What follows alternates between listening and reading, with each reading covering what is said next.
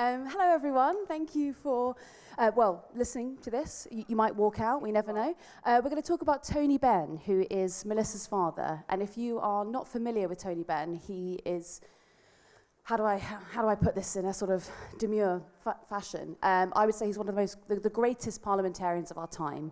He was in Parliament for 50 years. He stood as an MP. He had a chance to stand in the Lords. He chose to stay in the Commons for the majority of his career. He's known as one of the great socialists, and we're going to get into that a little bit, aren't we? Yeah. So, sorry, just as you're trying to have a sip of water. It's always disconcerting talking to an audience that is all the way round, so I'm going to try and smile at all of you, if I am doing any smiling in turn. Okay. Sorry, Ava. So Tony Benn, he's one of the great parliamentarians. He's, he was credited with bringing the Labour Party forward. Some of his critics say that he actually pulled the party back. How do you view him? Well, first of all, he was my dad, so I view him like that. Biased. But the reason, I think we should point out this book that we're talking about today, which partly explains your question. He was, for a long time, called the most dangerous man in Britain. And in fact, it was Kingsley Amis, Martin Amis's dad, who gave him that title. Was that for the Daily Mail or the Sun? Because there's conflicting reports of that online. Was it in the Daily Mail? It was in some right-wing tabloid.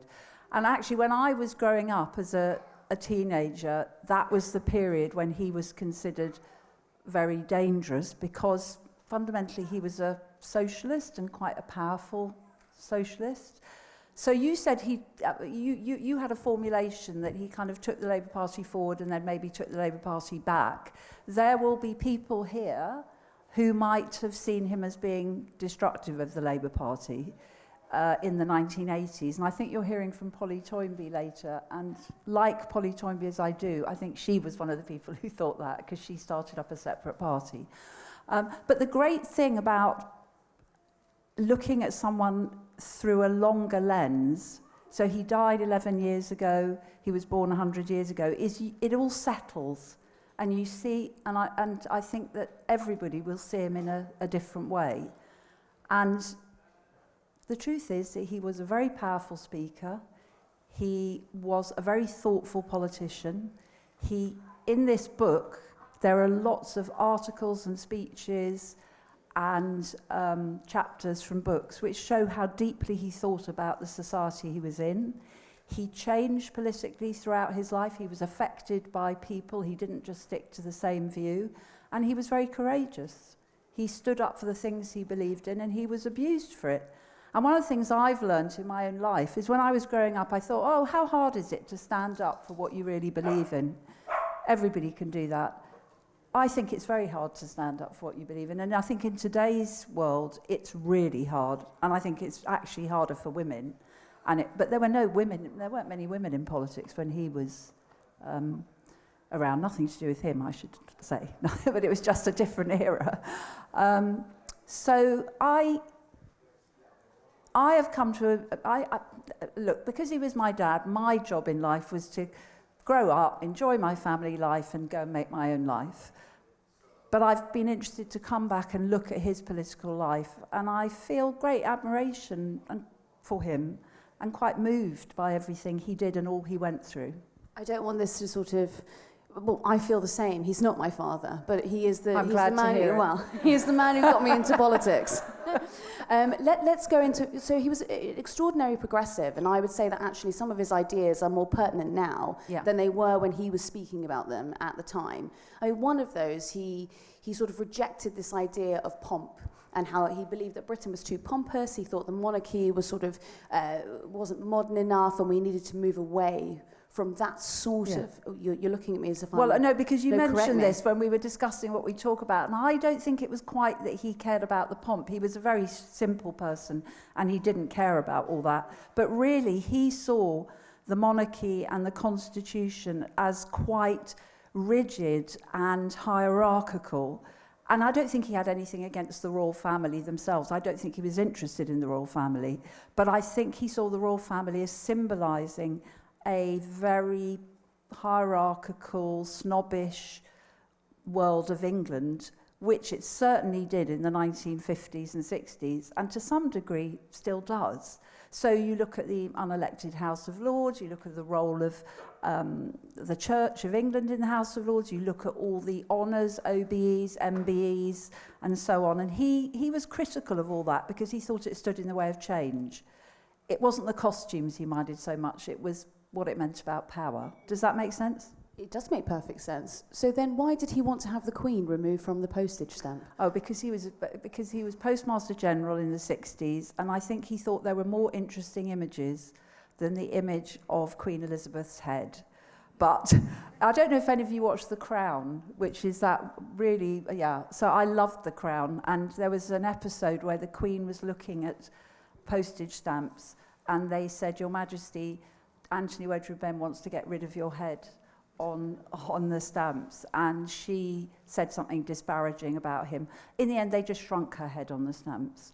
But what he did do with an artist called David Gentleman was introduce some really beautiful images on stamps of achievements, I don't know, sort of cars and planes, and highlighting British industrial and artistic achievement. And I think good for him. I mean, how many times can you look at the Queen?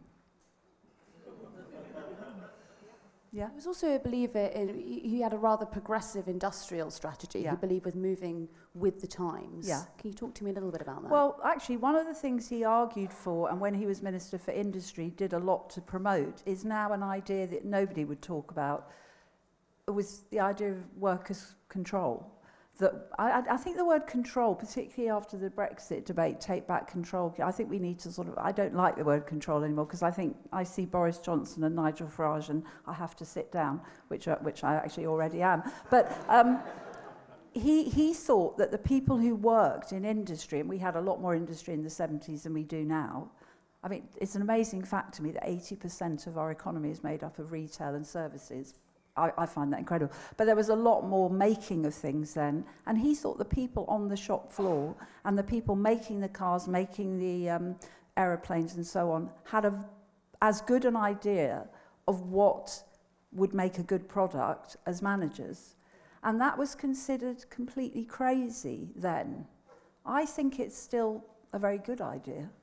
But he, in fact, was moved from his job as Minister for Industry by Harold Wilson because he thought he was getting too radical. It's interesting because we're almost moving back toward that school of thought now. If you look at, you've just mentioned Boris Johnson, but more so with the Reform Party, they are talking about bringing industry back to the country. Yeah. Yeah, I'm interested in the Reform Party suddenly discovering nationalisation, which, of course, was an idea that was associated with the left. Very much so. You have the post-war government of Attlee that nationalised things and in many ways was very successful and transformed society. The left argued for nationalisation, everyone said madness. Nigel Farage calls for nationalisation, and suddenly it's a topic that's being discussed. I'd like to see the Labour Party take it away from Nigel Farage and reinvigorate it in a different way. Take it back. Take back control. Take back nationalisation. Let's talk a little bit about why your father rejected his peerage. Okay. He believed that being in the House of Commons was one of the greatest achievements or privileges that could be afforded to an Englishman. So his father, you jump in and correct me if I'm getting any of this wrong. His father was asked to be in the House of Lords during the war. That was by the Attlee government, is that correct? Yeah, it was Churchill appointed them, and he asked Attlee, who should I appoint from the Labour side? And he said, he put my grandfather in the Lords then, yeah. And then because of that, that meant when the time came, your father was then called to the House of Lords, but he rejected it. No, what actually, sorry, it's God a bit of you're here, family honestly. history. So one of the things people always used to say was he was an aristocrat. That was not true. He came from a political family. His father had been an MP. His grandfather had been the equivalent of the Mayor of London. It was a very sort of working Labour family. But his father was put in the House of Lords in the Second World War, but it was a hereditary peerage. My father had an elder brother, Michael, who would have taken the peerage. I mean, I think the whole hereditary thing is crazy, but he would have taken the peerage. but he was killed on his last operational flight during the Second World War. His airspeed indicator stopped working, he crash landed, broke his neck, died. Terrible, terrible sadness in the family. But that also meant that my father was in line to inherit the peerage. When his father died, my father was barred, who was already an MP by then, was barred from entering the House of Commons. They said, you have to go to the House of Lords. And he said, I don't want to be a peer, I want to be an MP. And they said, you can't. And it's a long story of how he was for 3 years out of a job, 3 years out of Parliament. He fought to change the law, representing himself right up to the High Court. He changed the law and gave, I mean, it's not the biggest piece of legislation in society, but he changed the law so that people could renounce their peerages. So the law was passed within 20 minutes, he'd renounced his peerage, and he went back in as a Member of Parliament. But for him, being a Member of Parliament was the greatest honour. The idea of service, being a representative, because people in the House of Lords are not a representative of anything. I mean, the church, the Archbishop of Canterbury represents the church, but it's not a representative of a group of people or an area. So that's that story in a nutshell. And not elected, crucially. I think and that not was, elected, yeah. Because that was one of the issues that he had with the concept of the EU, of why he didn't believe that we should join the euro and perhaps we shouldn't be in the common market. It was because there were a number of unelected bureaucrats in the EU, and he felt that people weren't getting a fair say in that system. He just thought it was fundamentally undemocratic that a European body should make laws and take away our sovereignty. And he fought again to have the first ever referendum, which was 1975, a referendum on joining what was then the EEC. And that's the first time I ever voted. I went with him to vote. And of course, because he brought in the referendum and so on, I remember coming out of the polling station and I was a very shy 18-year-old wearing my high heels and looking a mess. And there were all these cameras and everything. But he lost, they lost that vote because we went into the common market. So he was very pro-European, and he thought Europe should cooperate. So Keir Starmer is meeting with European leaders this week to talk about young people travelling, to talk about security. I think he would have supported that. What he didn't support was another body that nobody had elected determining our laws. Do you think he would have changed his opinion during the most recent Brexit referendum? I thought about that a lot, and I talked to my brothers about it, and my view is that he would have been, and I suspect this is a Remain audience, so I may lose your sympathy at the last minute, but you're being very nice to me, I can tell. I think he would have been a very articulate leaver. They call it Lexiteer, left-wing Brexit, which we didn't really hear that argument made. He would have completely distinguished himself from the poisonous right-wing leverism that has taken over our country. Yes, quite right, taken it over. And to some extent, I'm not going to say ruined, because I'm an optimist. That's something I did inherit from him. But I think he probably would have been a Lexiteer. The only thing, and I was thinking about this morning, was he might have joined the movement that was Another Europe is Possible, led by Yanis Varoufakis, who is a fantastically articulate human being. But I think he wouldn't have. I think he would have been sympathetic to that. But I'll tell you what he would have done, which I don't think anyone in Labour, Lexiteer or Remainer alike, did, was have explained it all and talked about it all and kind of made it into a lesson in political education, which I think he was good at. And I think politicians are now too frightened to talk to the electorate and talk to them adult to adult and explain the trade-offs and the complexities. There's much less of that. And the really talented politicians of our era, whether I agree with them or not, Blair, Cameron, and I'm not going to say Nigel Farage because I promise not to say Nigel Farage, but they're better at having that kind of conversation with the electorate. We haven't had long, and we are going to take a couple of questions, but I do urge you to pick up Melissa's book. It's a compilation with a foreword of all of Tony Benn's speeches, and it's got a degree of nuance in Tony's speeches that I think is really missing, actually, from politics today, so which you may enjoy. But just finally, and because you're so desperate to talk about Nigel Farage, how do you think your father, his ideas, do you think they would have been able to combat the rise in the right that we're seeing at the moment? Do you think we need a return? That's the most difficult question. The thing is, he always said everyone is a product of the era that they're in. So to some degree, he was of his era. He was very shaped by it. He influenced it enormously. As I say, I think his ideas still have a lot of currency. But in order to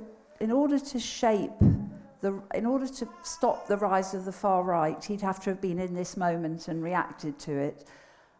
I think he'd have had a good go. I think I'll answer your question by saying we really need it. And I don't think, I'm a tribal Labour person, and I've watched most people I know on the left losing faith in Labour in various ways.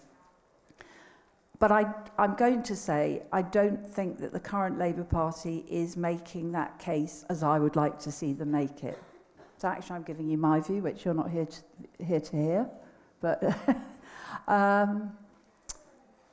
because I think we can see that Keir Starmer is in a way chasing reform on immigration, on cuts to aid, on balancing the books on the backs of the most vulnerable. I think, let's just end by saying, I've no doubt that my father would have spoken out against all of those things, and he also would have spoken very strongly about what's going on in Gaza. I have to say that. Good place to end.